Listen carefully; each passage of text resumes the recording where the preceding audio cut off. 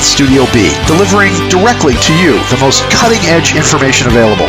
In fact, you, the listeners, have gone on to be some of our most popular radio hosts. You, the listener, offer feedback that molds our programming to appeal to our worldwide audience. In fact, you, the listener, provide us with eyes and ears on the ground to give us the inside scoop on stories the mainstream media fears to touch, reporting about newsworthy events in your area, and you, the listener, are the lifeblood of this station. And we thank you for being such a treasured member of our Revolution Radio family. And so this holiday season, from all of us to all of you, have a happy and safe holiday season, and let's make this new year a success once again together. Thank you.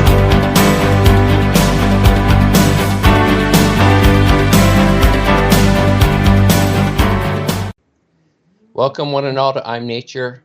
I'm your host, Brian Porter, and today I have Elana Freeland with me. She is an excellent, excellent writer. She's written many books, ghostwritten many books, and I think her last edition is called Full Spectrum Dominance.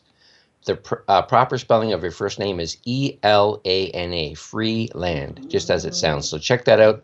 I picked up an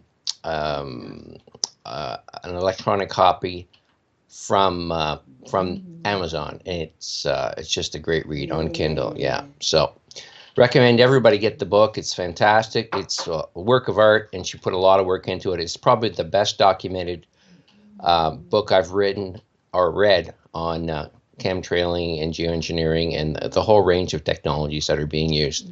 So, Elana, how you doing? Hi. Thanks for having me. Oh.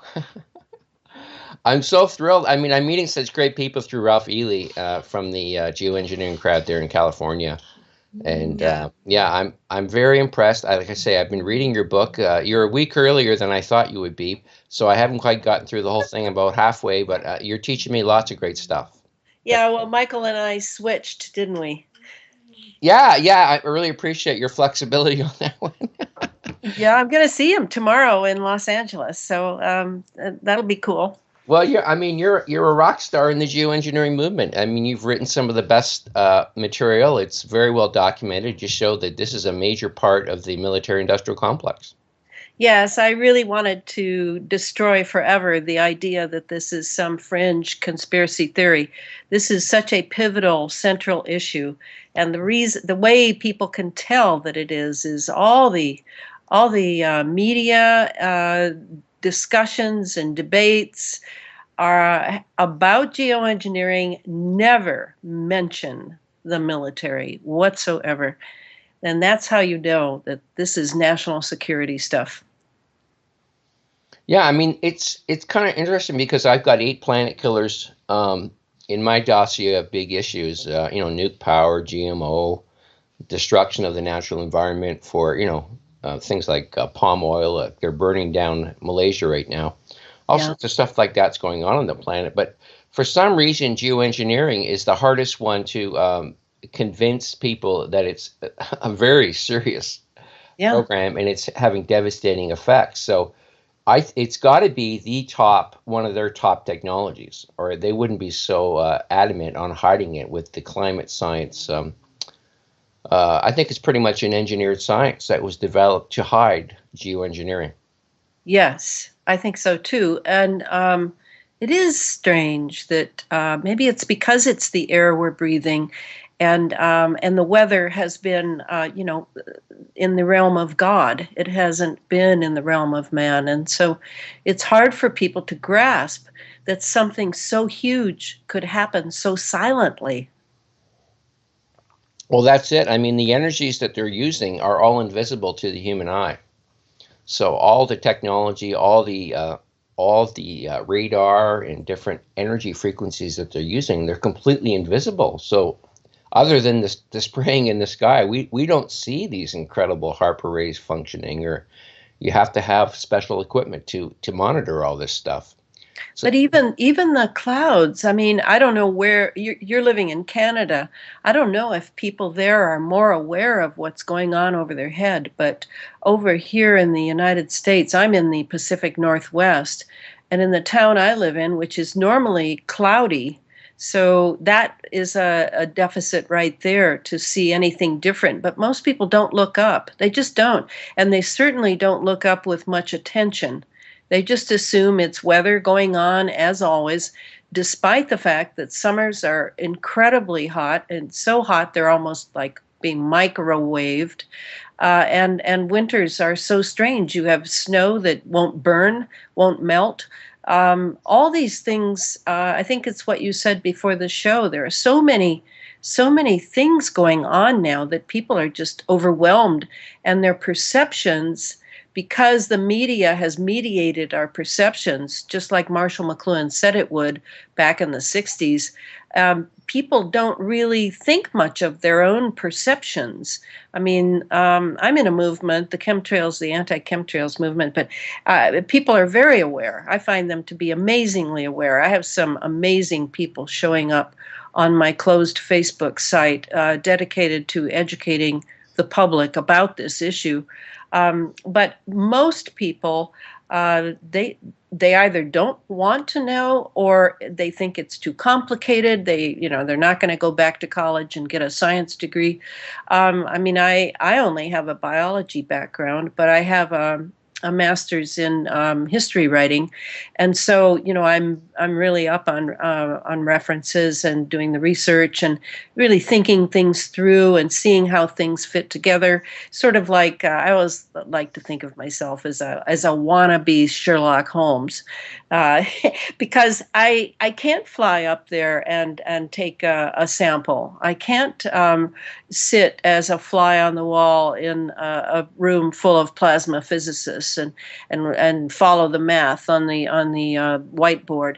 So I've had to really dig in and put it together myself. I mean, that's what happens when you start to research national security stuff like this. You just have to really bear down on it and get the picture put together. And I really don't have any ego invested in it. If I'm wrong on something, I just readjust it because I think people need to understand that it doesn't mean that we can't look and study the issue ourselves. When our experts are all silent, either out of fear or perhaps they don't know what's going on. They've been convinced it's the carbons problem and it's a global warming problem. It's a return of the little ice age problem. Whatever they're convinced of, the fact that they don't look at the military in America, when the military has done so many things against citizens and has experimented on citizens without their knowledge. There's a litany of things the military industrial complex has done. And yet people just don't seem to have the confidence in their ability to perceive and think things through anymore. Have you found that to be true on your show? Well, I'd say in general, it takes time to break through the barriers with people who are not naturally inclined to ask questions. I mean, the destruction of consciousness starts at a very young age. We put kids in schools. We're natural beings, but we put them in schools, so they're not around nature. And when there's nothing within the consciousness, our background, our learning experience now in life that encourages us to reach out to nature. And then when you don't relate to nature well, you don't look up in the sky. People don't even look up in the sky. I know. That's part of the problem. They're looking at their cell phones. So, yeah, no, it's a multi-layered indoctrination process. And Yes. I mean, I've been naturally curious like you all my life, and I think that's the key. I mean, if you don't lose that little child in you that you're given when you're born, I think that's the key to becoming aware. And whether or not you're an activist or not, like I am, I mean, it's good just to know and educate other people. Well, I think that's how I look at it. I'm often asked, "Well, Elana, what should we do? What should we do?" And it's as if in America, I lived in Europe for several years. It's a little different. Well, not really Europe. It was really the UK, which is really not Europe. It was like the people I was hanging around, they seemed to be able to delve into things, even if they didn't know much about it, by asking good questions and going back and forth. And it just seems that in America, people don't have the confidence. And if they think it's complicated and is going to require a lot of consciousness development to really get a handle on something before they can act, then they're not interested. They want to be able to either take a pill or act and it's over. And that's not what the biggest problems, not what will overcome them. This is a very large issue, and it has many ramifications for the future, for future generations. And I guess that's why I've plunged into it, because I have a great deal of faith in consciousness. And if I can develop a picture of something that, even if it's hidden in a box, like, at the bottom of the Pentagon, I want to know what it looks like. I want to know how it works. And I have found that by dint of sheer effort of a good mind and hours of research, you can generally come to a really good picture if you have an open mind, as every scientist should, an open mind to read different accounts, let them lie dormant for a while, see what they say when you wake up in the morning, see, maybe you've made an error in it, and rectify the error. I find the process to be very fulfilling. I don't find it to be a pain in the neck or frustrating or depressing or any of that, because I believe that if you develop the consciousness of something, it's like you were saying, you're a simple guy, and you see something in the sky, you want to do something about it. And if we have to really go deeper into it to understand how it works, like I do in the book, this is how this works, this is what Morgellons is, this is where it comes from, this is the research that was done on it. Well, I find that process itself to be strengthening, so that I can really get hold of something. And that consciousness, I guess it's because I was a student of Rudolf Steiner for many years. I find consciousness and thinking to be a real act. I mean, it takes effort, it takes energy. It's an act. It isn't like going out in the streets and waving a sign, but it is very powerful. And I think that the people who read the book and the people who come to my Facebook site and see my comments on this, that, and the other, not that I'm always right, but I'm always very vigilant and able to do a few corrections here and there. I think they see that, yeah, she's really paying attention, and it makes them feel good. It makes them feel that someone has really rolled up their sleeves and is taking this on.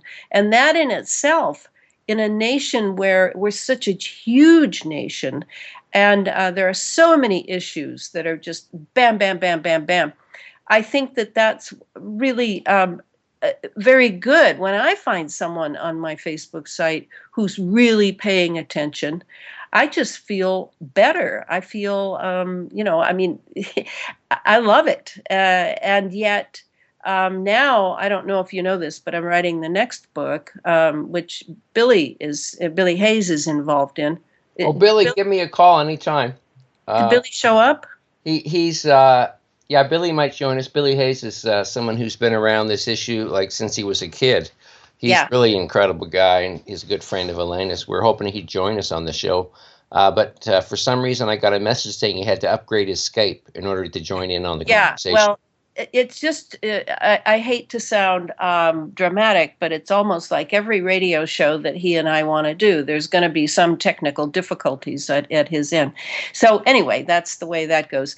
I'm writing a book on the space fence, which is even a bigger story. But of course, it's dependent upon the technology that I tried to lay out for the readers in the Chemtrails, HARP, and the Full Spectrum Dominance of Planet Earth book. So I'm deep into it. And you think I worked hard on the other one. This one is really challenging me because there are so many manifold parts to this space fence deal. Did you ever hear of the space fence when it was up and running in the Reagan years? Actually, no. This is is it like a shield for weaponry? Yeah, is that what it's? yeah.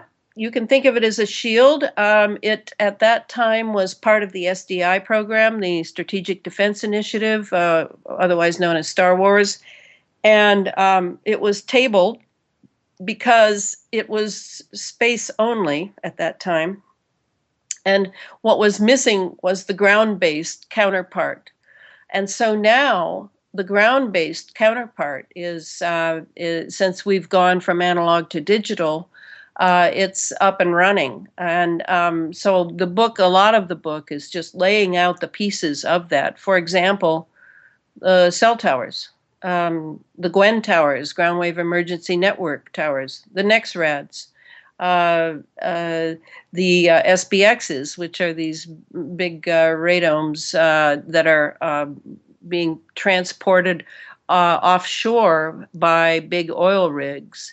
All of these things go into the HARP technology. And by the way, let me just say right out that HARP up in Gakona, Alaska, is not what I'm referring to, because HARP up in Gakona has now been retooled. It's operating at different frequency than it was when it was in its experimental years. And it has become part of a very large network of ionospheric heaters, uh, radio telescope, radio observatories, military bases with radar installations, etc. So what we have is a huge global grid of these machines, I suppose you could call them, but they're like phased array antennas, is what I think of. And these are how the weather is being engineered. And I'm not using the future tense. I hope you realize it. It's a done deal. And I don't know that we're having any natural weather, given that the atmosphere, the lower atmosphere that we live in, is all one huge breathing lung, and everything affects everything. It's the butterfly's wing analogy. So the space fence has, I think, even more concerning elements to it, because it's also a tremendous surveillance instrument, to the point that they not only know where you are, but they probably know your DNA structure, and certainly the frequencies at which your brain operates. So this is really serious, and all part of the effort to globalize. The sort of it seems terrible to even think of the old adage they used to use. Oh, the global village, the friendly global village. Well, now I think in 2 days, the conference in Paris, the climate change conference, will end. And I'm assuming that, like the Sustainable Development Conference, the 2030 conference that took place in New York in September, that they are busy screwing down and torquing down the global governance piece uh, through the restructuring of all the way down to community, various communities in Canada, United States, everywhere, certainly in NATO countries. And I don't know about other countries, but this weather piece, this ability to bring hurricanes of tremendous power, this ability to move the jet stream, to create drought, so that food and water are scarce. This is a tremendous power. And I think we've had a lot of climate conferences over the years, and they're not much happened from them. So I can imagine that people are sort of, oh ho hum, there's another climate conference in Paris. But now the difference is that ever since HARP and the experiments that were run with HARP on the ionosphere, and the ability now to draw down an ionized atmosphere into the lower atmosphere in a way, merge, at least suffuse the lower atmosphere with the upper atmosphere. This will give a tremendous advantage to moving weather systems and other agendas that are part and parcel of the military-industrial intelligence complex goals for the next 100 years, I'm sure. So this is very, very concerning to me, and I think that's evident because I have taken on plasma physics, which has actually, I find out, only existed since 1934. Reading a book on plasma physics. I'm reading book physics. I'm, trying to understand the science so that I can at least paint a picture that the public can understand of how critical this is. Maybe not for my generation, but for the generations coming. Oh, yes. In fact, I would say that the space fence is definitely part of the worry regarding transhumanism, singularity, the cyborging of human beings, the merging of brain-computer interface. All of this is coming, and already many people are targeted individuals being used experimentally for these things lying in the future. And that is not what I signed on for as a human being. And like you said, your show is I Am Nature. Well, that is a problem, isn't it? Because we are connected to Mother Nature, and now she is being assaulted. It isn't just me who's being assaulted by this technology. All of nature is being assaulted. The soil is alkalinized. The oceans are acidified. Um, the trees are dying. The whales are beaching themselves. I mean, this is all connected to this issue. It is not a separate issue. And I think that is the main problem with cognitive dissonance as a psychological state is in order to survive, I suppose, we compartmentalize things so that we can still have a good day. I don't think that that's unwarranted, but I suppose what I'm asking people, just by my very existence in how I'm conducting myself these days, is perhaps we need to redefine what happiness is. Perhaps we need to redefine what our comfort zone is and take on a little bit more for the future, because this technocracy that we're living in has completely usurped the place of democracy, of the republic, and it's already over. That's over. What we need to do is understand more about the technology that is being utilized, that is being deified, and is taking the place of all the things that human culture has valued in the past. So that, I mean, I'm making a very long speech here, but it is from my passion to do what I can while I'm here for the future of humanity. And I would ask others to consider expanding their lifestyles, expanding the way they think of their lives, and to take this on as well. Because I have found that I have grown stronger and more positive in knowing more about our condition and what this spiritual warfare, this spiritual struggle, which is how I define it, is all about. And I invite everyone to join me and the others that I have encountered through my Facebook site in particular, and Michael Murphy and Scott Stevens and and all these great people who have given thousands of hours of their time to this with no remuneration, so that we can say when we're ready to pass beyond this wonderful planet, I did what I could. And that's kind of how I see what being positive is all about.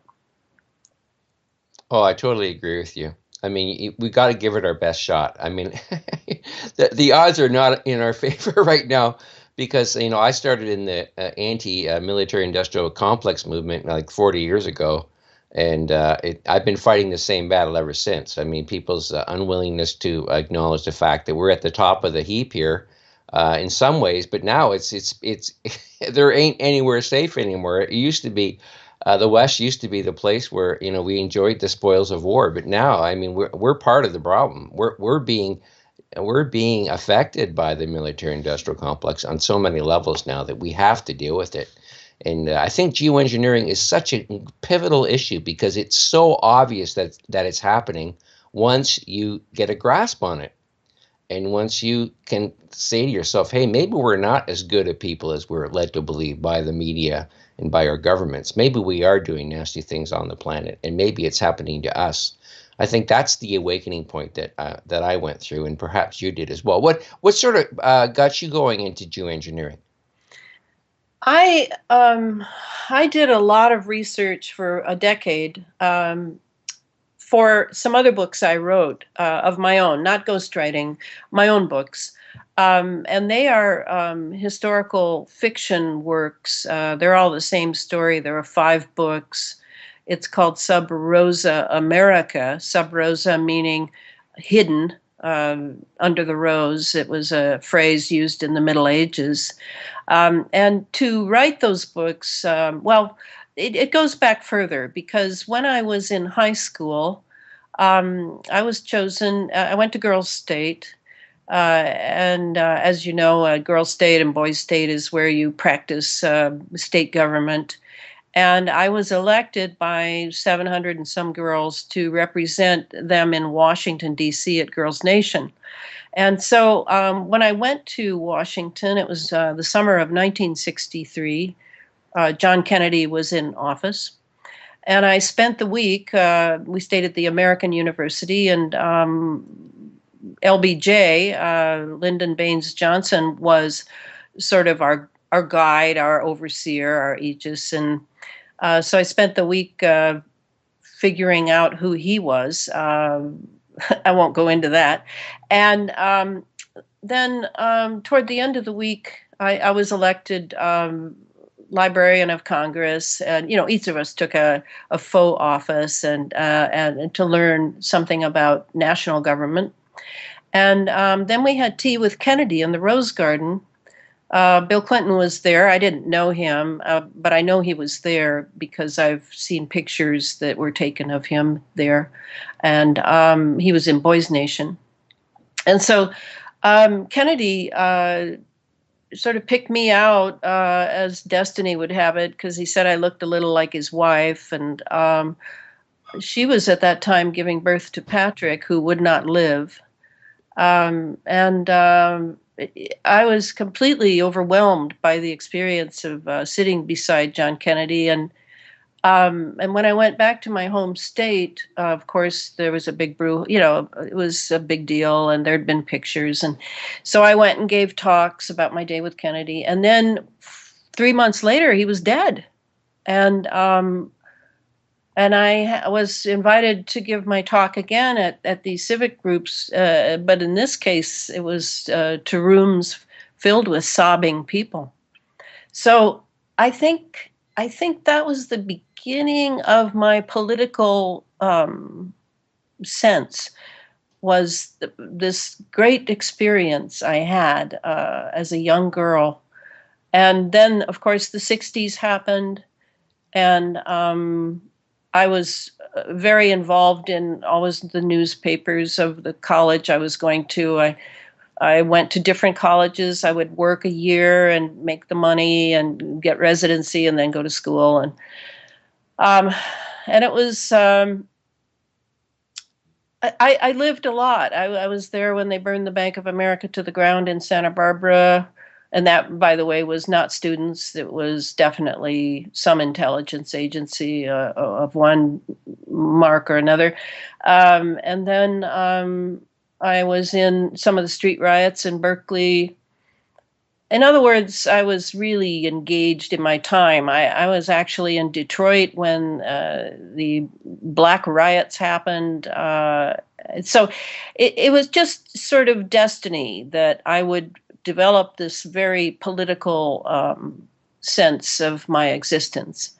And so by the time I had done the research to write the Sub Rosa America series, I had files and files and files. And two of the files, one was chemtrails and the other was HARP.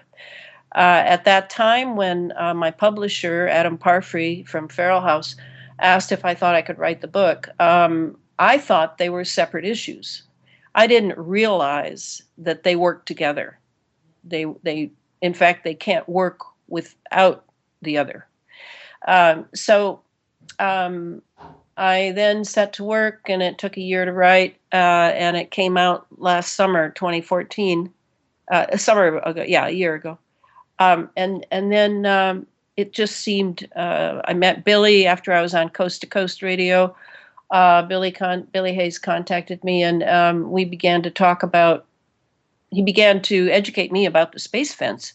And for those who don't know Billy Hayes, he worked for many defense contractor corporations as a tower erector. He worked on HARP. He worked on 240 or 50 other installations. He was very well trained in how to do that. He knows so much about electronics and microwaves, and of course, his health has suffered from being up all those towers. So he's been invaluable to me to give me the practical, his practical experiences to support my intuitive and intellectual grasp of science. And I'm not at all afraid of science. I like it. It's just that, you have to make choices in life, and I didn't choose to go that route.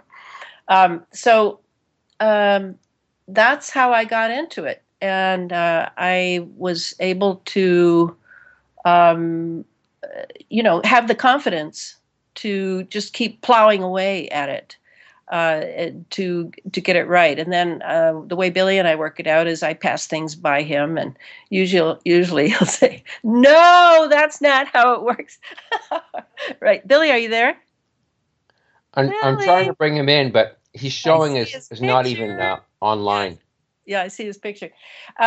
So it's worked out really well that I have such support. I also have a couple of other scientists, former NASA scientists who quit in disgust and are now also plowing away at public education. I can call on them to see what they think, and I just feel so privileged to be able to do this level of work from my little writing room here, and to have a very supportive publisher. Adam is very supportive. In fact, Adam is involved with some people up here in the Pacific Northwest struggling to keep the Navy, the U.S. Navy, and their Growler electronic warfare jets out of the Olympic National Forest. We have a big fight going on up here, and Good for you. Oh, it's big and dirty. And we have a spokesperson named Karen Sullivan who has a pilot's license, is actually knows about the sea, has a Navy background. So Karen is just great. She's on it, and she will not let go. And then she's got a whole crew of people working on this. But the Navy is the Navy, so I'm under very few illusions about this. But it's important to make a stand. It's important to make a stand, and that's the bottom line now. So, Elana, we can't get Billy in at this point. Do you want to? I can try to connect you with James McCanney. It'd be a good opportunity for you to meet him. He's one of the top scientists in the world. He actually did some work with HARP and weather modification programs in his early career. Sure, it's up to you. It's your show. Let's see if we can get him in here. He's a super guy. And I was hoping to have Billy on, but as we see, there's technical issues. He's probably being blocked. I mean, yes, he is. Because I was chatting with him before the show, we had no issues whatsoever. No, it happens all the time. Yeah, it's very frustrating. He lives near a super darn outlet, James, are you with us? Oh, he was there. Let me try again. Trouble bringing him to. But at some point, I do want to run through the 7 operations that this technology serves. So just remind me not to forget. Okay. Well, I find most people love to hear about Tesla, and you talk a bit about Tesla, a fair bit about him at the beginning of the book and how he's connected with HARP. Maybe we could get into that a little bit. I love Tesla. I mean, doesn't anybody see that it's strange that the only time they ever mention Tesla in mainstream university science programs is just to give him credit for alternating current? It's like trying to let me think of a good example. It's like giving credit to Einstein because he played the violin. It's like, Well, I mean, he was way beyond Einstein. Tesla's probably I the know he smartest was. scientist who ever lived on this planet. Well, there actually is another one that I would definitely have a vote for, but and that scientist also was used and abused, as was Tesla, and that was John Worrell Keely in Philadelphia. In fact, Tesla and Keely wanted to meet at the in the early 1900s, or the late 19th century actually, and they were disallowed from meeting by J.P. Morgan. So Tesla. We now have Tesla's magnifying transmitter. That is what HARP is. That is what every ionospheric heater is. It has tremendous power, no matter what the stats are on structuring it, because it can be manipulated in such a way as to produce much more power, especially now that we've gone digital. So this is a Tesla age. That's what the electromagnetic age means to me. Why didn't it happen back when Tesla was around? Well, I think the problem was that they couldn't get the power in the atmosphere that they needed to operate these ionospheric heaters, these TMTs, the Tesla magnifying transmitters. They needed more juice in the atmosphere, and that was a stumbling block for quite a while. And then along came Bernard Eastland, and his patent. And in chapter 2, I don't know if you've gotten as far as chapter 2, but in that chapter, Oh yeah, no, Eastland's a very interesting character. Yeah. He's probably the top scientist who works on this project and actually made it happen, right? Yes, he is. It's his ideas, and Billy knew Bernard Eastland. Really? Yes, he did. Oh, you'd be amazed at all the people Billy has known. So I deconstructed the 1987 patent that talks about altering the atmosphere, and that's the important thing here. The atmosphere has been altered. No ifs, ands, or buts. It's a done deal. The only thing is that done deal has to be sort of done every day. As you see, they're flying those planes. They're dropping those chem payloads because, the heavy metals, the conductive metals in the chemtrails, or call them what you want, persistent contrails, aerosols, they're heavy and they drop. And so they have to be laid again. And along with that, you need a lot of hardware to do all the radio frequency zapping that you need, certainly to move weather systems. So that's sort of how, once they were able to do Eastland's HARP and able to really do some work up in the ionosphere, and with Alphen waves, Birkeland currents, these are all terms that people need to know. They were able to bring down a lot of ions into our atmosphere, and then zap those and get a lot of juice here. Ionize the entire atmosphere so that, when people here we didn't have any rain in the Pacific Northwest all the way from May until late August, which was unheard of here. And people were. That's tough. I mean, yeah, exactly. That's brutal. I mean, that's like a desert climate. They were breathing this incredibly hot, dry air. And I heard several people just sort of laugh and say, God, I feel like I'm in a microwave oven. Well, that's what you are in. That's exactly what this became.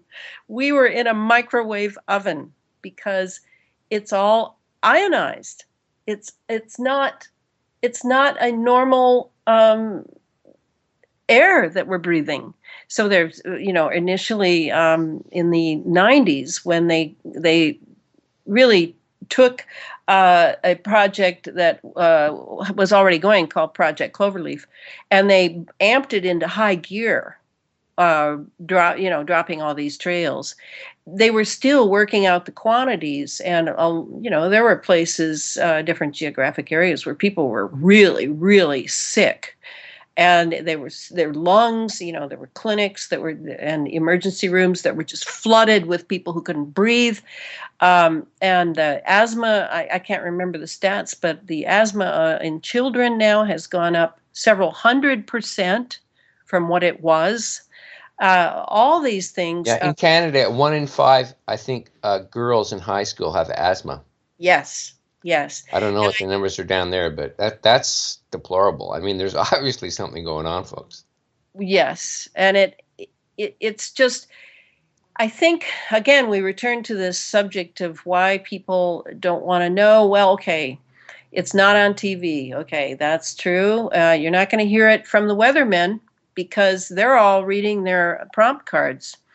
They're not going to keep their job if they say anything about these chemtrails in the sky, even if they don't use the word chemtrails, which is, comes, by the way, I assume comes from the U.S. Air Force Academy. That's an Air Force term that they then inseminated into the internet in the, I don't know when, the 90s, I guess, and then very cunningly made fun of it when it was their term in the beginning. So if you can't touch it, taste it, smell it, see it, feel it in some way, well, how are you going to know it really exists? Well, you're going to have to do some research. You're going to have to study the clouds for a while, do some comparative notes. You're going to have to talk to a few people. Going to have to really take a plunge away from consensus reality being fed to you by the boob tube, and that is a big act of courage for many people. I don't know. I don't remember that it was ever an act of courage for me, but I think it's because I'm a 60s person, and because I went through the trauma of our three heroes being shot down in the street like a dog. John Kennedy, Martin Luther King, and Robert Kennedy. I mean, we were bludgeoned to death in my generation and told to have no hope whatsoever.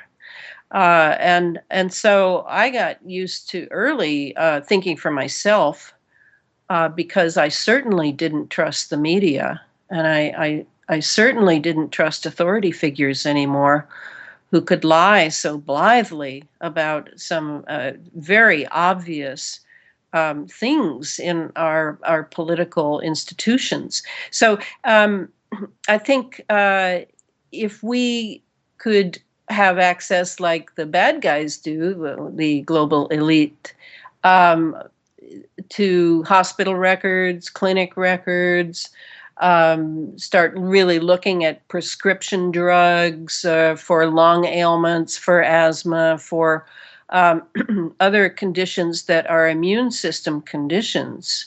because what is this assaulting? Well, it's assaulting our lungs. What do the lungs do? Well, that's the transfer of oxygen. Goes into the bloodstream. The bloodstream feeds the immune system. So all of this is connected, and it isn't just pollutants, though there certainly is a synergy going on between the pollutants that are already here from out of control corporations primarily, and the what's coming down in the chemtrails. There is this synergy is operating against our immune systems. So what I've been recommending to people on a positive note is to really examine their lifestyle and see if what they're doing really does promote their immune system. And if it doesn't, if you can't do without your Pepsi Cola, or you can't do without your Splenda in your tea, rethink it. Rethink it. What do you really need to do when your immune system is under attack? And that is how I see this. I don't see it as a eugenics program, though some do, and they could make a very good case for that. But I do see it as the military's need for an ionized atmosphere to serve their own agendas, and they call it C4, command, control, communications, and cyber warfare. And they are willing to knock off a few human beings, if that's what it takes, in order to do that. They're also interested to see who can evolve beyond this, who can actually take in all this aluminum in nanoparticulates and make some sort of lemonade out of it. I mean, they are committed, and the reason I know that is they're changing children's textbooks, they're changing the photographs in them, they're including chemtrails in the old skies of my childhood and youth. They're even changing the skies in old films. This is a maneuver that will not go away, because until they can figure out how to ionize the atmosphere without having to dump billions of dollars worth of chemicals, we're in. And we're the people that it's falling on. And I assume if your next question is, well, what about their kids? What about their beloved ones? Well, they must have an antidote, and they must have damn good filters in their house. That's what I figure. Yeah, I think they have like dialysis machines for the top elite. The military don't really care too much about the rank and file. We've seen that with the veterans and the way they're treated. That's right. So I mean, that most of them are expendable. I mean, Kissinger said some pretty, clear messages about what he sees the soldier as. He's just a cog in the wheel. So there's a lot of them, but we we need to preserve the great minds, and this is what the whole system does. The educational system weeds out the top scientific minds and slowly, maybe not slowly in some cases, but molds them into these great scientists that have no conscience and have no desire to know more than what they are studying. They're a little piece of the puzzle, right? Yes, that's exactly what happens. I always think that when I see yet another gifted children's program. Not to be trusted. Not to be trusted. Well, I maybe if it's music, but I know my friend James McCanny. He was one of the 2 kids chosen in his state when he graduated from high school to go directly into, I think it was the Navy Academy they had him going to. And when he turned down the offer, he got a call from the governor saying, "Hey, I mean, this is the the reward of a lifetime. I mean, you're going to go far in the military. If you take this, you're going to be a top scientist." And he said, "Well, I don't want to work for the military-industrial complex. Sorry." I mean, that's great.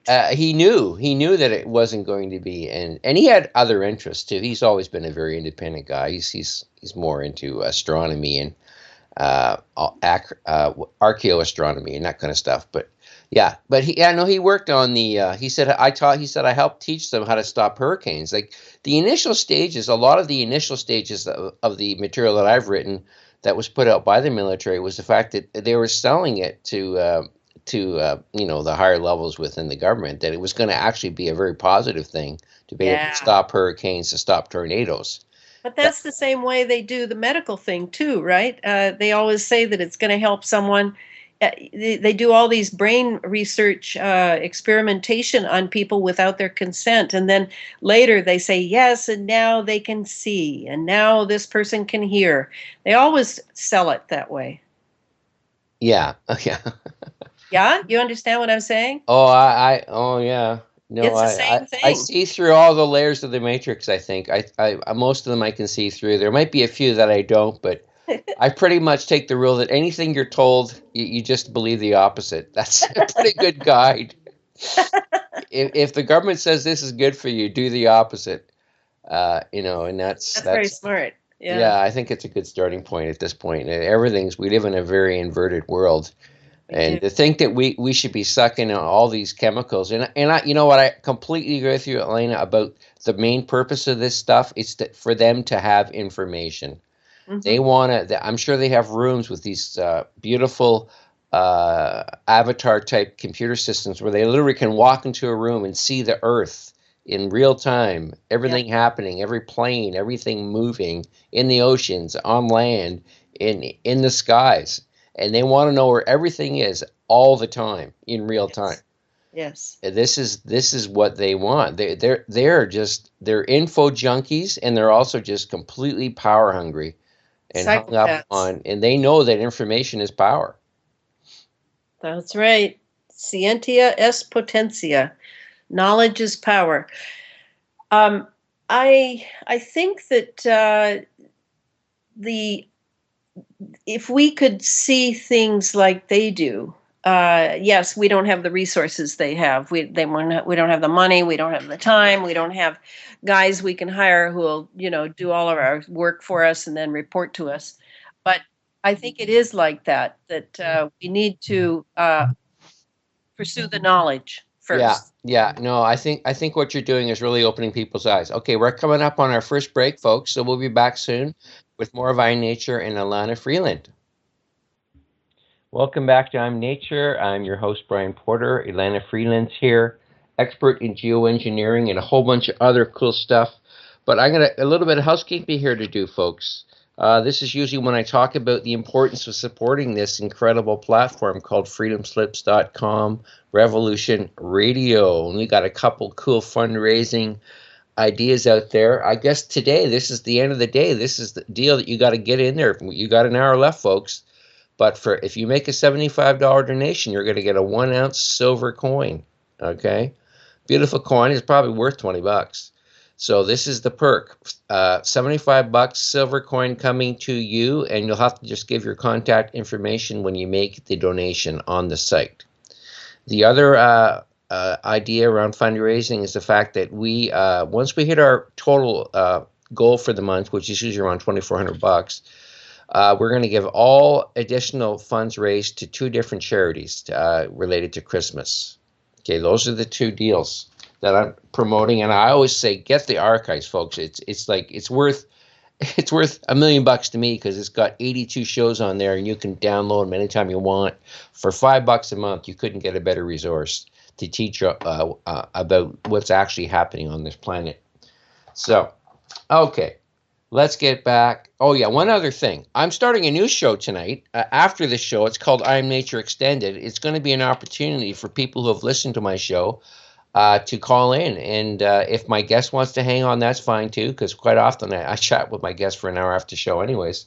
So I thought I'm just going to extend this show out and see what happens. I mean, it's completely open. Anybody can call in.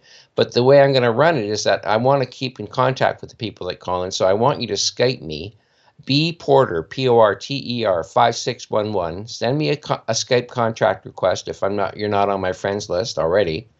And then I'll hook up with you, and then we can get you on. And it's going to start at midnight out here in the East and 7 o'clock out in Pacific. Okay. Now let's get back to my great guest, Elana Freeland. Elana, I want to promote your the two things that you've talked about a few times. Now, what's your Facebook page? I'd love people to go there and see the great posts you're putting out. It is the following: Elana Freeland, chemtrails, HARP, and the full spectrum. And you can ask to be a member of my Facebook page. It's a closed group. And I'll go and look at your Facebook page and see what I think, how thoughtful you are. If it's a lot of kitties and bunnies, I probably won't accept you. I'm sorry, I have to make judgments because I have over 1,500 members. Really? Oh, yeah. Oh, yeah. I turn people down all the time. But I want people who are really, really interested in not just geoengineering or chemtrails, but other issues like GMOs, like vaccinations. There's a lot. I mean, I have my own Elana Freeland page as well, so everything sort of slips over there that is about things like police brutality and racism and things. I keep both of those going to the best of my ability, but I spend more time on the chemtrails geoengineering site than I do the other one. No, it's a great site. You post all sorts of good stuff. I got it, no problem, folks. So you'll have no problem either. I mean, Alana's not that picky, but I mean, if you're listening to the show, you're in the right modality already. So you Yeah. wouldn't be listening to the show, finding it interesting, if you weren't the kind of person that Alana should be hooking up with. So Yeah. So okay, so that's great. And then you have an event coming up on December 12th, which I believe is this Saturday. Coming? Yeah. I'm flying to LA tomorrow. Michael Murphy, as you know, is involved in production of his third film, and An Unconventional Shade of Gray. And he has honored me by saying that he has like a 3-minute slot for me. So I'm going. It'll be fun. And he's picking me up at the airport, and then I'll spend a few days, one day filming, and then there's a speaker happening on Saturday. His name's Griffin, but it isn't Griff. I always get confused because. Oh, I thought you were speaking at the event too. Yes, I'm speaking Saturday night at the Gateway on Barrington Avenue in West Los Angeles. And the name of my talk, it'll be a PowerPoint presentation, which is I really recommend to people because making it all visual, all this technology visual, really helps a lot. And if you are interested in going, if you're in the LA area, you can contact Paulette at 310-836-0257. to get the skinny on where to show up and when. It's from 3 to 6 p.m. this Saturday in West Los Angeles. Awesome. Yeah, I recommend everyone go and learn from one of the masters. She really has this stuff down pat. I'm very impressed with your extent of knowledge. Like I say, I don't read books too often that teach me things about geoengineering, and because I've seen all the movies, I've read a lot of the other books, and man, you really got it all covered. I'm very impressed. So let's get now to, you said you wanted to make 7 key points tonight to the audience. Yeah. So I want to let you do that now because I got a million questions for you. I want to make sure you get in your main purpose for being on today. I think it's important to realize, because everybody knows that, well, not everybody, but those who are paying attention to the anti-geoengineering, anti-chemtrailing people like myself, that weather is definitely being modified. After I list these, I would like to show people how that is done, just in a few words, so that you can get a mental picture of how exactly you can control such a huge thing as the weather. So let me go through. This is really from Clifford Carnicom, an independent scientist known to many people out there. Clifford is really the first scientist who collected a lot of data in the 90s, from the mid 90s on, is still doing it. I happen to be close friends with him, which is another reason that I wrote the chemtrails book, by the way. I already was friends with him, and it just seemed like, yeah, this looks like it's for me. And Clifford, has done a lot with Morgellons, which he calls the cross-domain bacteria, by the way. And I spend chapter 8 in the book on that. So let me just run through the 7 operations, military operations. And when I say military, let's just include military industrial complex, because that includes Lockheed Martin, L3, TRL. There are so many of these defense contractors, as they're called. They are all involved, and they are all, in my opinion, pretty much the corporations that run most of America. So these 7 military operations depend on the chemtrails HARP technology. And again, when I say HARP, I don't just mean the one in Gakona. I'm talking about ionospheric heaters. So the first operation, weather and environmental modification. This is the most easily seen, but has been cloaked by the media, by the embedded media, I might add, in phrases like global warming, climate change, carbons, etc. So it's hidden under these terms, and it has never, to my knowledge, once been mentioned within the context of geoengineering. The military has not been mentioned. Our atmosphere is now an ionized, battery-ready antenna. That's the most metaphoric. I can give you that metaphor. It is accurate. It is what we are breathing now, and that is everywhere. Though mainly NATO countries were the very first to be ionized by this technology and doused in chemtrails. It certainly is true that other nations in the world are developing it or are being assaulted by Western powers with this technology. Okay, so that's the first operation: weather and environmental modification. Number 2, electromagnetic operations. And this goes all the way from continuously drawing charged particles down from the upper atmosphere into our lower atmosphere, where conductive metals like barium, strontium, and aluminum and lithium aid in radio frequency and microwave military operations. Okay. The third operation, military warfare. Space weapons and non-lethal weapon systems in the context of C4, command, control, communications, and cyber warfare. Dr. Rosalie Bertell, an epidemiologist who specialized in ionizing radiation, that would be like nuclear radiation, understood the danger of this technology very well.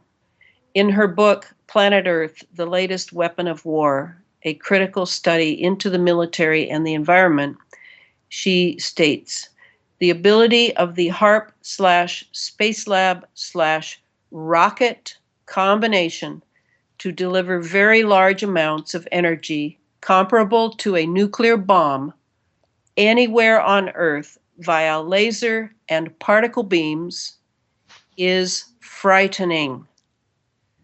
Dr. Bertell died a couple of years ago, bless her heart. Well, we've had those explosions in China, right? And it always, Well, at the chemical depots, accidents. At the chemical depots, yes. Yeah, these accidents, and the one was right beside one of their main military computer buildings. So yes, it led me to believe that it wasn't an accident that this had happened. Right. It very well could have been a directed energy weapon. Very well could have been, because if you slow the film down, and you've probably seen those too, slow it way down, you see something coming in from stage left. So yes, I agree. All right, number 4, fourth operation, biological. This is delivery via chemicals, via chemtrails, GMO foods, and vaccinations of biowarfare nanoscale components, such as Morgellons, fungi, desiccated red blood cells, disease like E. coli, etc. All right, that's very serious. That is chemical and biological warfare, and chemtrails is one of the ways they're being delivered. Fifth operation, planetary geophysical operation. Alteration of the lower atmosphere and upper atmosphere. That would include the ionosphere and the magnetosphere, and the solar cycles of the sun. Yes, those can be influenced by this technology, which has a tremendous impact on our magnetosphere and our ionosphere. Planetary geophysical operations also include the tomography being used by this technology, the sound waves penetrating the planet that alters the plates and heats the core and beaches the whales. This is sonar. Terraforming, this is still under planetary and geophysical operations. Terraforming from big oil fracking, earthquakes and hurricanes, collapsing sinkholes, and salt domes. All of that is done by pulsing frequencies. People need to get that straight. Okay, Elana, I just want frequencies. Yeah, I want to sneak in a question here. You're doing a very thorough analysis here. But are you telling me that we have technology that can heat up and cool off the sun from planet Earth? Or is this off planet? No, I'm not saying that. I'm not Okay. saying that, though. Who was it said that? I think it was Tesla. Yes, it was Tesla. Tesla indicated it was possible. Yes.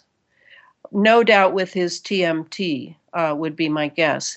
But what I'm saying is that when you alter the lower atmosphere and you're altering it in conjunction with the upper atmosphere, I mean, they're zapping masses of radio frequency waves into the ionosphere.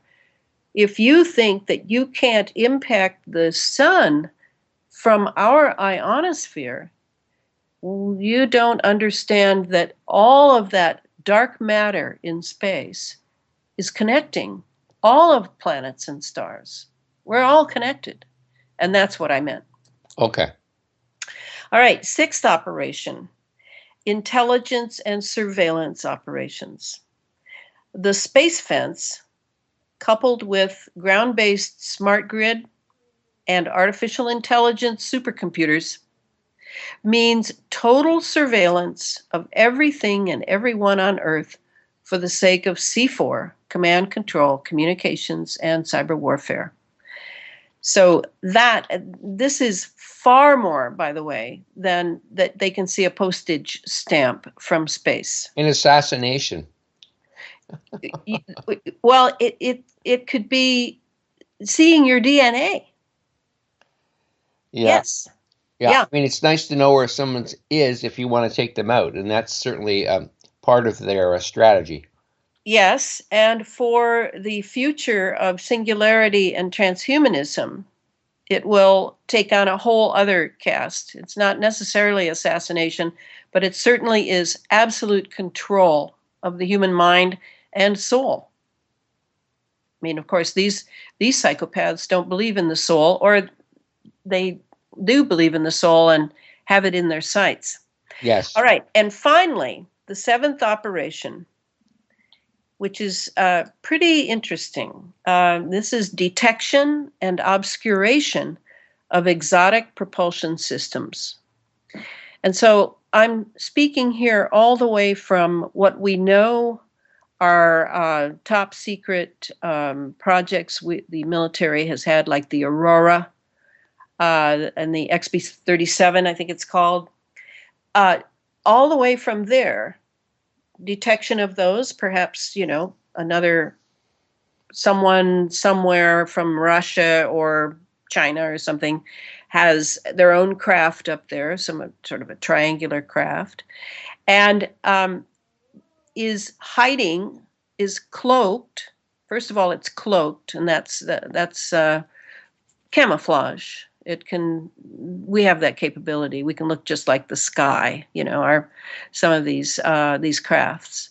But the artificial clouds made of plasma that are being created by this technology, they can obscure the ship, the craft, or because of how we use radio frequency and lidar, we could see it when otherwise it would be absolutely cloaked and behind an artificial cloud. So either detection or obscuration of exotic propulsion systems. And does this include UFOs?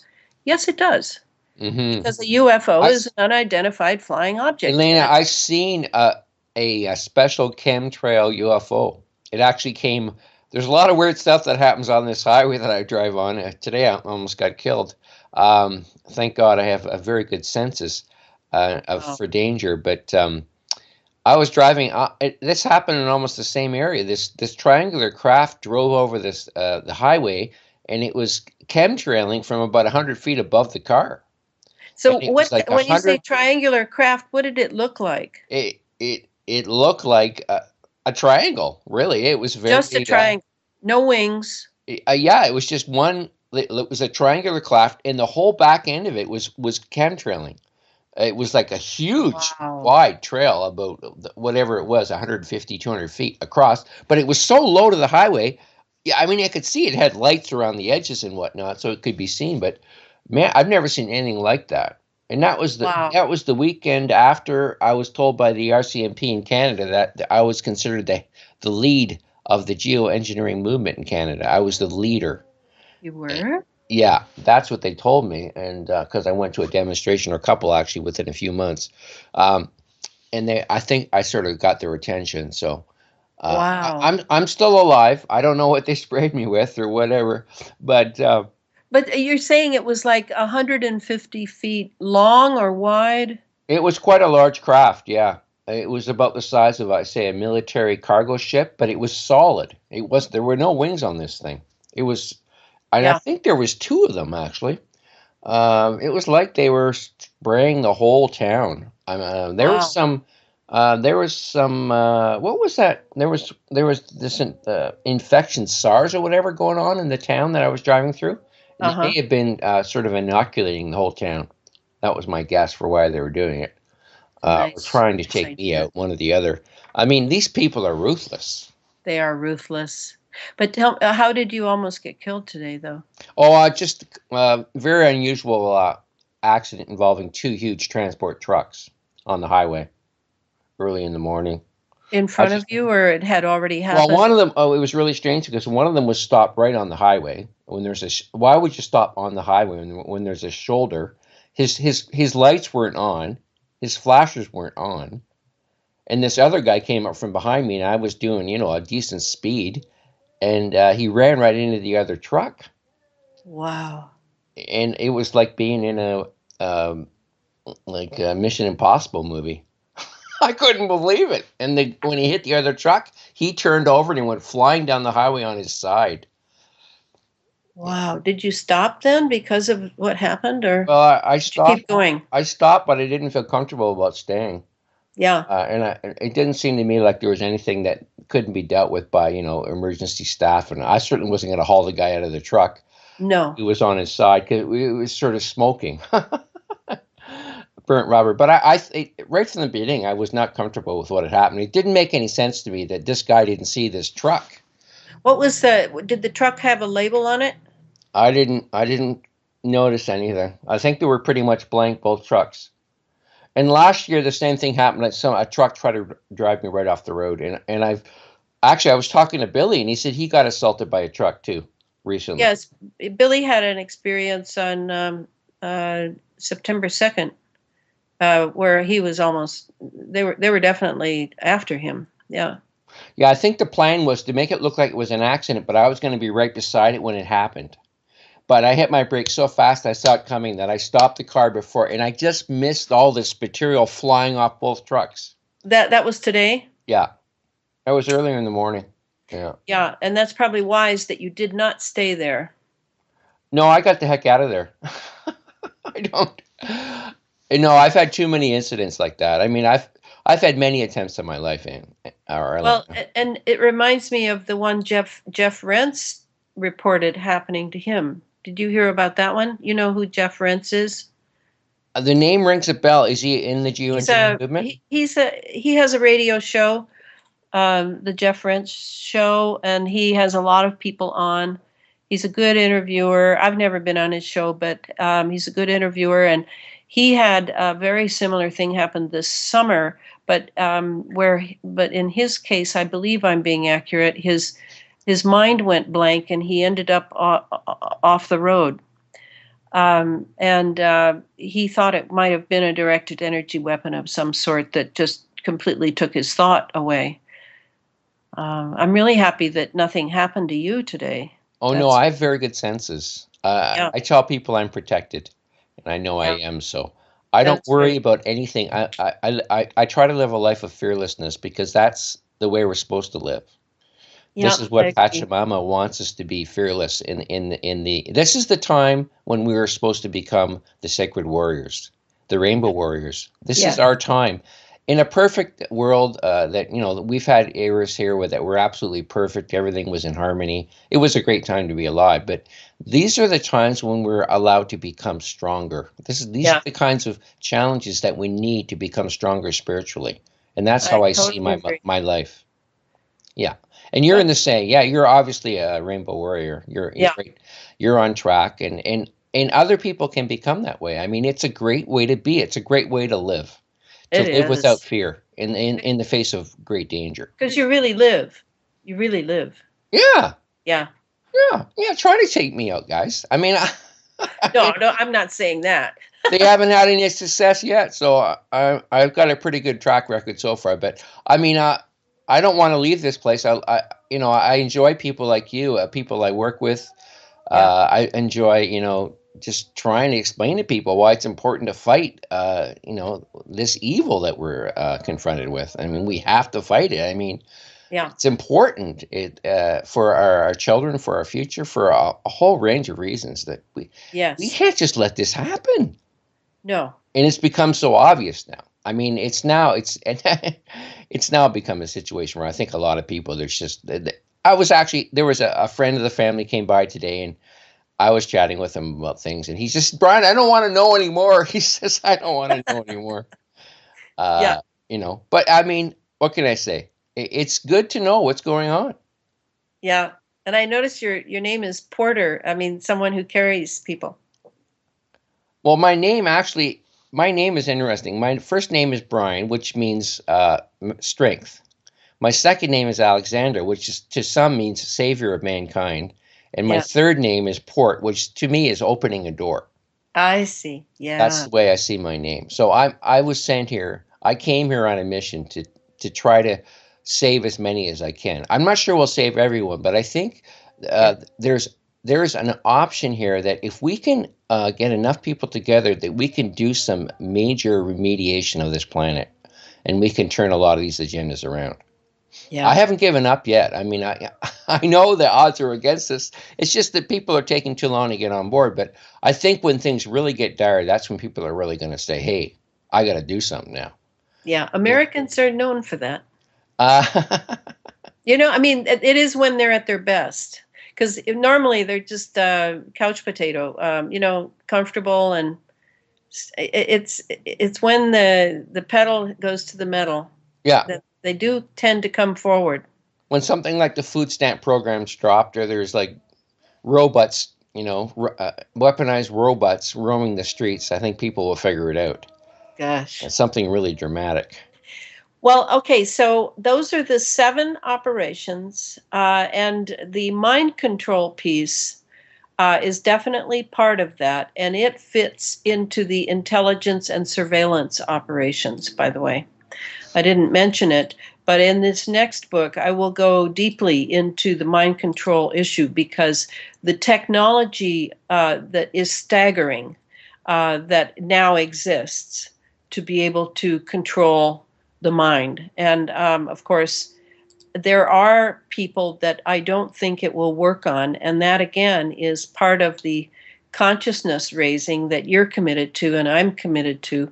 With consciousness raised, it is very difficult to take over that mind remotely with signals. Really, really difficult. So Yeah. this Now we is have a protective aura around us when you're. yes, but Oh, a lot of people are suffering. Hundreds of thousands of people are being used as experimental guinea pigs.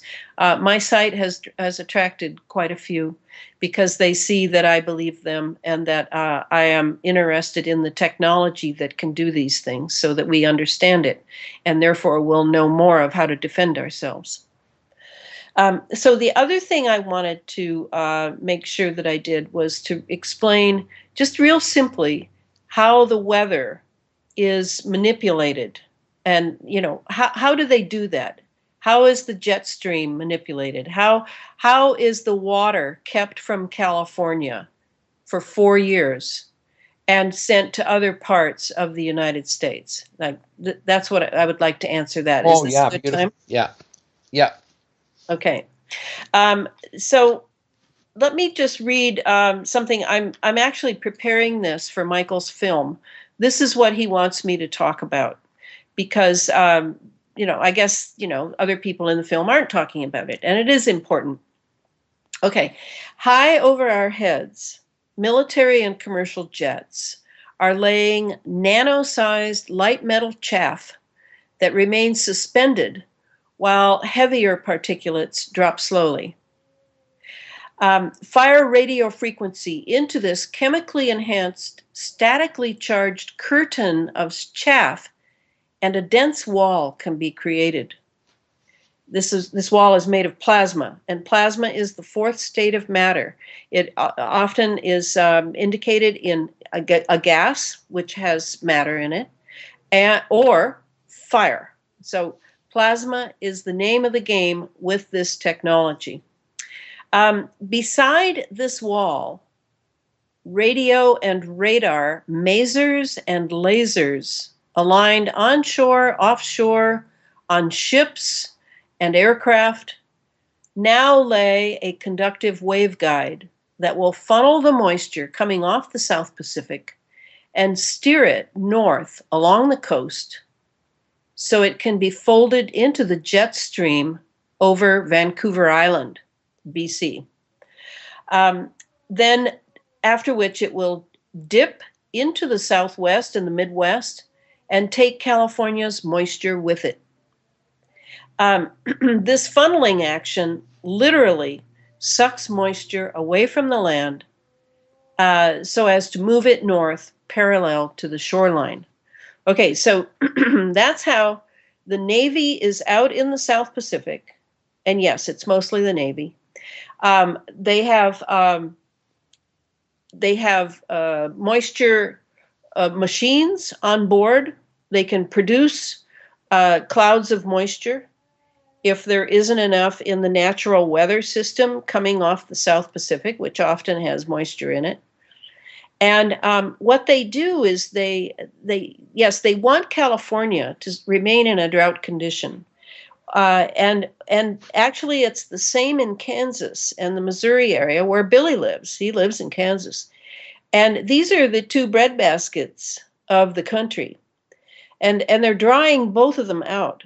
And and it's because in the future the food will be a primary economic leverage over the masses. Yes, you can starve the masses. When money is gone, you'll have credit or you won't have credit. So the control over the breadbaskets is essential.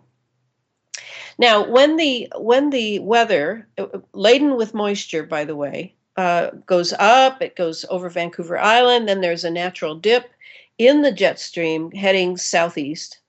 It'll come down, and now begins the second phase of shepherding the weather systems and building low pressures in areas into high, high into low, and all the things it takes to produce a storm, to produce a tornado, to flood a certain area, to bypass a certain area so that it's in drought, etc.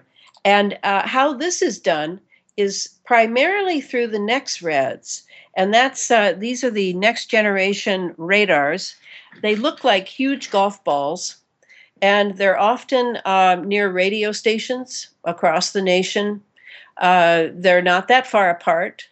It could also be partially helped by the windmills in wind farms, because all of these things are tuned to a certain pulse and a certain frequency. And they are purposely tuned to work together.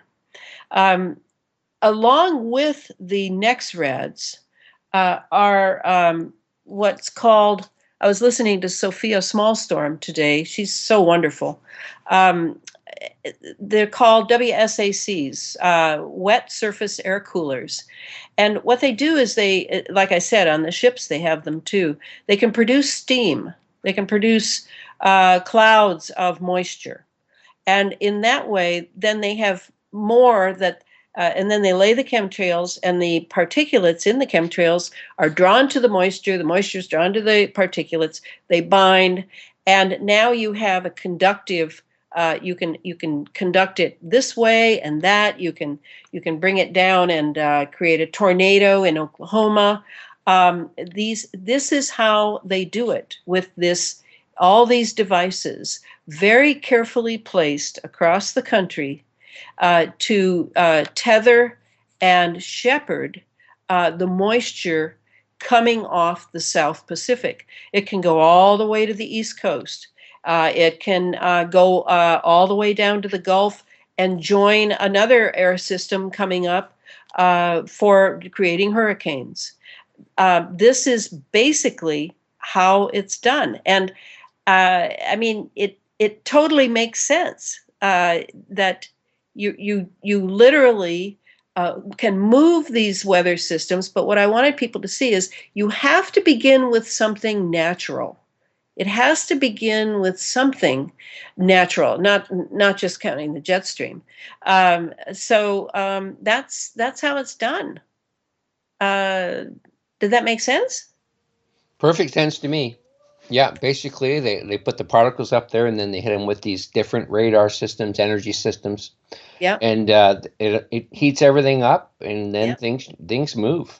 And, that's how they do it. You can affect the jet stream. It takes a lot of power to affect the jet stream, but they have the ability to do this. Well, and that's the point of the ionized atmosphere, because when you have an atmosphere that's battery ready, you don't have to use so much juice to get things moving.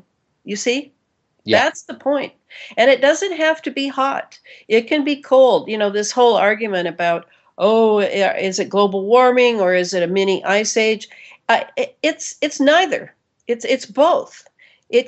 This technology can produce ice storms with what is that called? With softball. Nucleated snow. Yeah, nucleated snow and softball-sized hail. You know, I mean, like a weapon. This is what I think is known by the fat cats who attended the Paris conference that's ending this Friday. They've been there for a week and a half, and a lot of decisions have been made, mostly in back rooms, of course, and by the most powerful. And I think that the calling card to developing nations and less powerful developed nations is, yes, the United States and the UK and a few other players have this tech, and they can muscle any nation who doesn't pay their carbon taxes or who is is throwing a hissy fit about something else and isn't playing ball and isn't a team player and all that garbage, they can move their weather system and make them pay. And I think that the reason this climate conference is so different from the others is they didn't have any teeth in the arrangements made at these other climate conferences. There was no teeth. There was no muscle. And now there is definitely muscle. Definitely. Yeah, and there's no opposition because they arranged the bombing earlier in Paris, so they people were spent years or the last year, and people they were all going to go there and protest, I know. and there were all these great ceremonies and concerts they were going to have. It was just going to be a wonderful thing just to go and be at, and this is one of the things we have to learn to do with geoengineering. So we have to start creating some art around it. I think that's really going to help the movement. But yeah, that was just the perfect timing. I mean, they're obviously controlling everything. It's pretty sad. Yeah. Well, it's the globalization that we've been moving toward ever since. The Versailles Treaty failed. The League of Nations failed, and then onto the UN, and the UN seemed like pretty flaky for a while, and now, woo, here we go. Now that they have the capability for C4, very important to be able to muscle nations. You've got to have the ionized atmosphere. What's your view of Putin? Do you think he's a good guy? You think he's actually fighting the New World Order, or he's sort of like pretending? I can't decide, but I know that listening to him speak and and having it translated in the subtitles is like a breath of fresh air. I learn more about my nation from him than I do anyone here. So I do enjoy his speeches, and it's interesting that he's formed an alliance with the Eastern Church. I was raised partly by my Romanian Roma grandmother, and she believed in a lot of gods, and she had me baptized Russian Orthodox. So I admit I have a soft place in my heart for the Russian Orthodox Church, which has much more of the Sophia in it, of the feminine. And here in the West, it's all masculine. So I try not to let that influence me. I pretty much am just watching to see, because I think Putin or the forces behind him wanted to say to England and the United States, hey, you're not going to get everything. No way. But I don't know quite what will happen from that. I'm definitely not expecting World War III. I think that the World War III, or whatever you want to call it, is going to come in a very quiet way. And I think, in a way, if we look at it that way, it's already begun. Yeah, well, they already had, because we don't live in the Middle East. We don't realize it. They've killed 4 million people over the last 20 or so years. They've had their world war there. I mean, and they've been dumped on with depleted uranium, millions of tons of that. So no, it's just what's happened there is beyond evil, in my opinion. Oh, beyond the evil. use of depleted uranium, toxic for 4.5 billion years, which is the expected lifetime of the planet. Oh, and you're not even looking at the terrible vaccinations that produce the Gulf War syndrome. Yeah. Yeah, that's another fact. But that was George H.W. Bush. I mean, what do you expect? Yeah. The guy is evil. The guy is evil. Oh, yeah. This whole complex is driven by the desire to hurt everything on this planet. Anything alive, they're trying to hurt. Yeah, I think that's called Satanism, actually. I think that's the name of it. And I do believe that it is very active, and the pedophilia indicates its trail of tears and how it's going. But you know what? The more I think about those people, if they are still human, the courage flows here, because we are fortunate to live in a time when we can see the face of evil. We can really, really see it, and we know what we're looking at. I find that to be a wonderful thing. Yeah, I mean, it's like I say, I agree. It's completely obvious once you just take the time and do a little research. And there's something that happened up here recently. the Auditor General did a report on just this one entity here. It produces all the electricity here, and it's horrible because it's nuclear power, most of it. And she said that we've been ripped off since over the last 20 years, $37 billion in overcharges. I mean, that kind of stuff, even in the mainstream, that's the kind of story you can hang on to as an activist and say, okay, how could this have happened in a place that's honest, where people actually care? This is what I find helps people. But asleep. I mean, it's the sleep, it's the dreaming, it's not our friend. Yeah, no, it's obvious that the government's corrupt. Is the point I try to get across to people. Like, it's not an honest entity, and we don't really need 1/10 of it. Really, is my opinion. I'm not a big. Oh, I know. I agree. We need each other. We need community. We need nature. That's what we really need.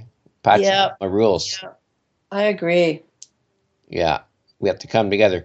But hey, this book is full of fascinating facts, and you have a different way of interpreting what happened in Tunguska, which was that huge explosion that happened in the Soviet or Russia back in the early 1900s. Right. That's the. But that wasn't originally with me. I read Jerry Smith's book. Jerry is not alive now, but Jerry wrote a book on HAARP and on weather warfare. And I remember reading, I was so fascinated with a passage he wrote about Tunguska and the correlation between that and Admiral Byrd. I've always wondered, was Admiral Byrd really looking for the Hyperborean kingdom on the inside of the Earth? Maybe there was something else he was sent up there to do. Maybe you should fill in that story, because I'm not sure everybody knows the story of Admiral Byrd's mission down in Antarctica after the Second World War. Well, and in the Arctic, he went to the Arctic as well. He was sent, and later when he wanted to talk about it on a talk show, I remember seeing a clip on the net. He was shut up. Admiral Byrd struck me as, and that's BYRD, everybody. He struck me as being a pretty honest guy who believed in his country, like many individuals who served in the military. He believed in the country, and yet he must have seen something between when he left, because I can't remember the date I had there for Tesla, when his TMT, his transmitter, his magnifying transmitter. Tesla magnifying transmitter. That's what. Yeah, I remember Jerry Smith saying that he thought that Tesla had overshot his mark. He was aiming for the Arctic, and he hit Tunguska instead. But a lot of people, I think they then said it was a meteor, just like they are now. All these meteors happened. I was writing about it the other day in 2014. There were like 5 or 6 meteors, so-called. Was it really a meteor? Well, no, I don't think so. I think it was a TMT, and they were experimenting with plasma. And I think that's what Tesla did. He may have missed his mark, but it created a tremendous explosion. And so they sent Admiral Byrd up to check it out.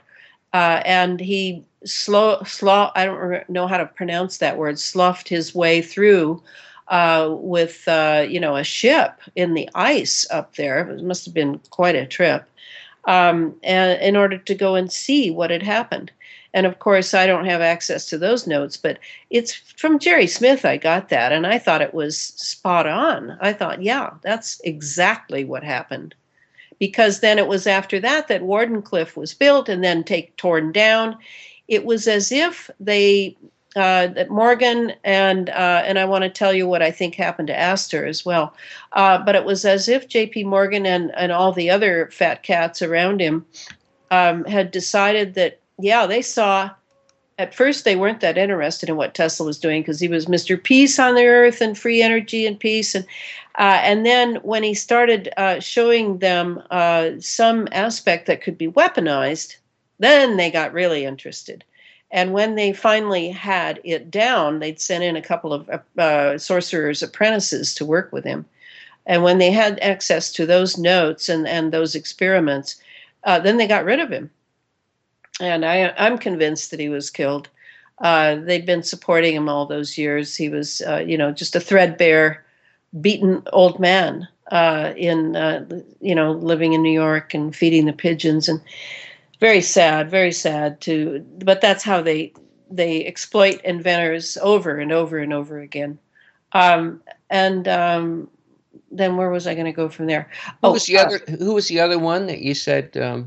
John Worrell Keely. Yeah. And that book, the book I read. Oh my gosh, what a great book by a man named Theo Pagemans, Eastern European. I don't remember the title of the book though. How do you spell his last name? Keely. Keely. Oh, okay. That's and Worrell is Worrell. John Worrell Keely. And what he did was quite different from Tesla, but they were both dealing with the ether. And now you have to understand that the ether, the term ether, Einstein was still using it in the 20s at Princeton. And then by the late 20s, some scientific organization, some peer review, whatever, decided that it must never be used in a scientific context again. Boom, it was gone. But John Worrell Keely and Tesla were both interested in the ether, tremendously interested. They understood there was electromagnetics, but they knew that electromagnetics travels through some sort of dark matter. And we use that term now. Well, that's ether. There's no question. And so Keely was able to harness... Or a unified field. Yeah, unified field, but more than that. And I'm not versed enough to be a glib on it. I'm writing about it, and I'm definitely writing about scalar mechanics and that sort of. Have you heard about his investigations into the Vishnu Purana, Tesla? Vishnu Purana was basically the Vedas had it all figured out, in my opinion. Sure they did.